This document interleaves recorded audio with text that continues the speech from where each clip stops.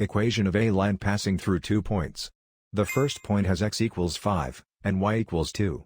The second point has x equals -3, and y equals 5. First, place the 2 points on the coordinate grid.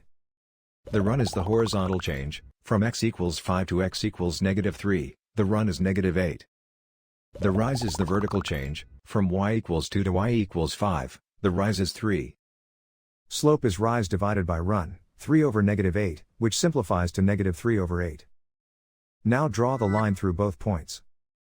Start with point slope form, y minus y1 equals m times x minus x1. Then fill in the boxed values. Slope is -3 over 8, x1 is 5, and y1 is 2. That gives the specific point negative slope equation for this line. Finally, solve for y to get slope negative intercept form. The graph and the equation describe the same line.